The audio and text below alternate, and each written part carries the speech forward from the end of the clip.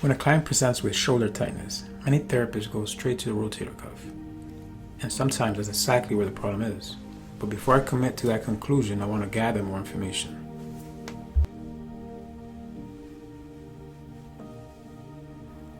The posterior shoulder rarely tightens on its own. I want to show you what I check first and why it changes everything I find when I get there. Sometimes it tightens because the chain above it, the upper trap, the levator, scapula, never fully let go. And when those structures are holding, they pull the scapula up and forward. And when the scapula is in that position, the posterior rotator cuff gets compressed. So before I commit to anything, I need to understand what's here. I'm placing my hands across the upper trap. I want to know how the scapula is sitting. I want to know what the upper trap and levator are doing. And I want to know whether changing position changes what I feel under my hands.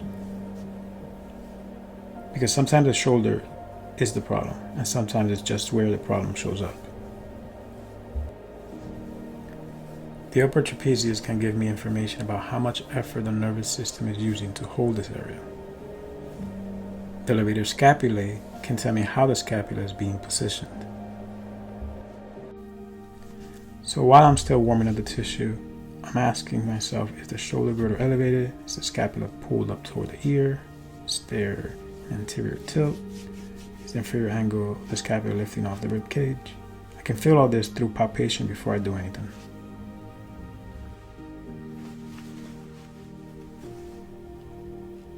And right here, the superior angle of the scapula, I can feel the levator scapulae pulling. The levator runs from the transverse processes of C1 through C4 down to this corner of the scapula. When it's shortened, it doesn't just create neck tension, it tilts the whole scapula. And that tilt is exactly what closes down the posterior shoulder. So I'm sinking into this small attachment point using my thumb, slow compression, and holding when I feel tight areas. And I'm just waiting for the tissue to accept the contact. I don't want to rush this. If there's too much bracing, then I'm not going to accomplish much.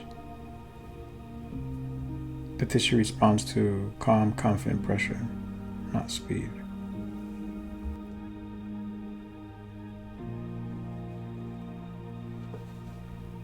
I can feel the superior angle of the scapula beginning to drop just slightly, and it's releasing its grip.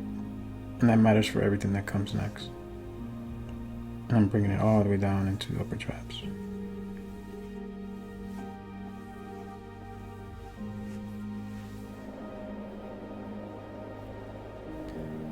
And now I want to show you this from a different angle. There's the upper fibers of the trap. There's the superior angle of the scapula.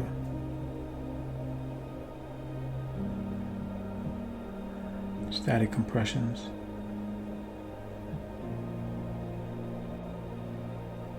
And the attachment. And then just waiting for the release. Where the superior angle drops. So even if it's just a slight drop, you'll be able to feel it. After over a decade of doing this work, my fingers have become strong. But if I start feeling like my fingers are bending or getting tired, I do switch over to a knuckle. And I'll show you that in a minute. I'm also checking the deltoids, the middle fibers and the posterior fiber. The deltoid seems to be relaxed here. What I'm feeling underneath is the infraspinatus bracing. Right now the arm is resting beside the body. The posterior shoulder feels one way. And watch what happens when I move the arm. As the arm changes position, the scapula changes orientation on the ribcage. The posterior surface of the scapula becomes easier for me to access. The infraspinatus region feels different. I haven't changed my pressure. I haven't changed my tool. I just changed the variable. and the tissue is giving me new information. Now that I have better access, I can begin working more specifically.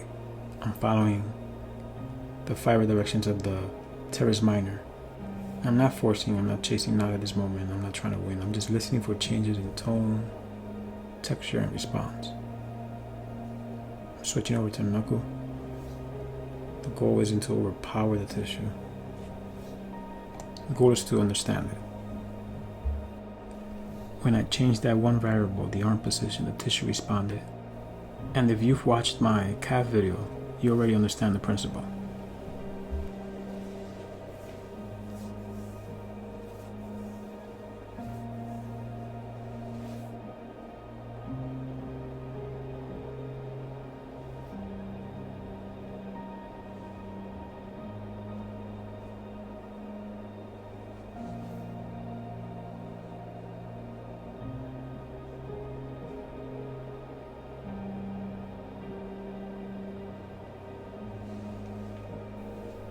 Now I'm working the infraspinatus from this new position using my fingertips,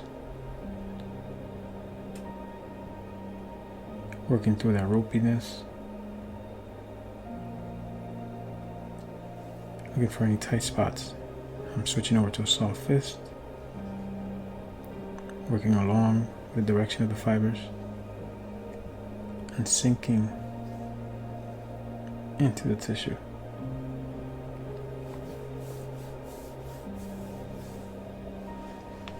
Again, soft fist, sinking in,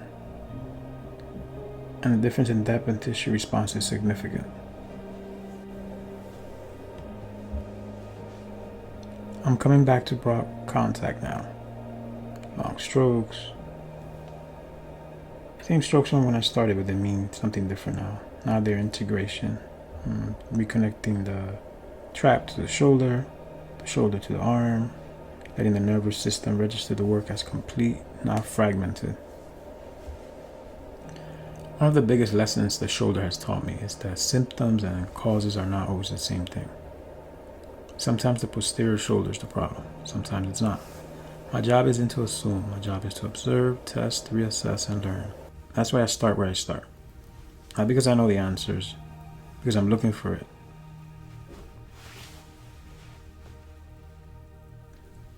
The tissue tells the story. My job is to listen.